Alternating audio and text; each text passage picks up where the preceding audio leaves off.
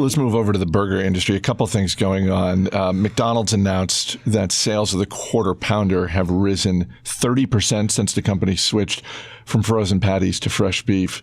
And you have to believe that on some level, the people who run Five Guys, Shake Shack, Culver, like all these other burger businesses that have been using fresh beef for a long time have just been. It's the first time they're sort of rolling their eyes, like, yeah, no kidding, we already knew this. It's the first time in a decade they've gained burger share.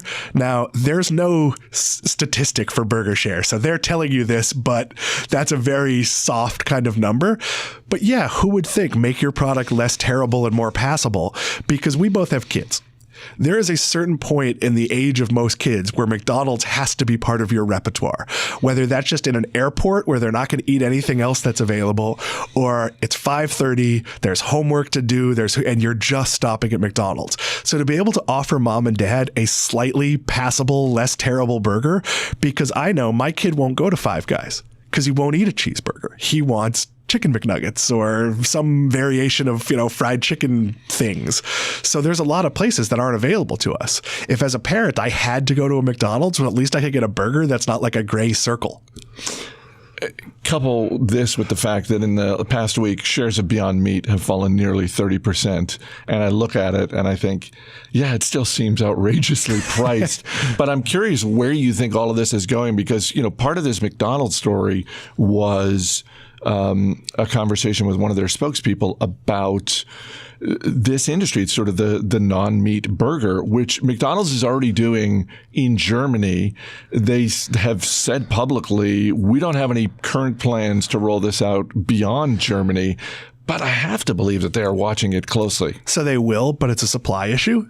Beyond Meat cannot supply McDonald's right now. That again, I'm not speaking for them. Maybe they can, but I wouldn't. I'm not speaking for them either, and I know they can't. So this is McDonald's we're talking about. I would assume that McDonald's is talking with the various players in that space, and they're figuring out when they can roll this out, because you cannot cede this to Burger King. Now, I've talked about this on the various shows. I actually think the fake burger, it's kind of like every restaurant had a gluten-free menu for a while and dropped it. Or you go in and you're like, can I get the gluten-free bread? And they're like, do we have that in the back? Like, is it? So I don't think the person who wants a meatless burger is seeking out McDonald's or Burger King.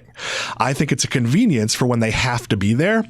That doesn't speak to me of something that's going to be on the menu 6 months from now. This feels like something that's going to fall off. Not that there's not a huge demand for it, but that demand is going to be at nicer places. But the counter to that is the example that you used with your son, where it's, well, we can't go to McDonald's because they don't have the meatless version that so-and-so wants. And, when you're on a road trip and all of a sudden it's like, oh, they got it now. Maybe I'm wrong, but I think the market demand for a fresh meat burger from someone who was begrudgingly going to McDonald's is a lot higher than the demand for a meatless burger. And I go back to every time McDonald's has tried to make healthy salads a focus, it doesn't work. And 2 years later, they come out and say, hey, it turns out people don't want to come here for healthy. I don't think a product's going to work if it isn't luring a certain amount of people off the street. And I think those people are always going to choose Chipotle or places that are just sort of more naturally meatless options, and maybe a little snobby better. There's probably a correlation between vegan and snobby some of the time, not to be too much of a jerk, but I think there might be a little disdain for McDonald's in that crowd. I think food snobs come in all stripes and sizes. There are pizza snobs. I'm a little bit of a bagel snob, which is, there was a great piece in the Washington Post over the weekend about great casual restaurants in the D.C. area, and one of them is this relatively new place in Washington, D.C. It's a bagel place, and it's called Call Your Mother. And the write-up of the Washington Post said, in New York City, bagels are a religion. In Washington, D.C., bagels are a prayer, as in, I wish to God I could find a good bagel somewhere in this city. Well, don't come to Florida. Florida is the land of your mother from New England or New York overnights you bagels. Just to wrap up on this, I don't want to overlook the point you made about the supply chain, because it's worth remembering that McDonald's is such a large business than that it has in the past and will probably continue in the future to single-handedly sway the beef market, just in terms of beef as a commodity and beef prices. McDonald's has that power.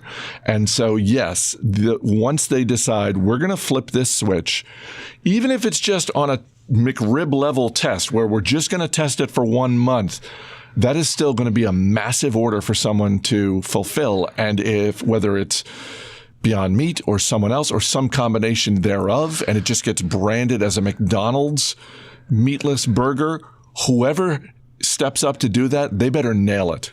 It's a tough call, because if you remember a couple years ago, they did the Mighty Wing.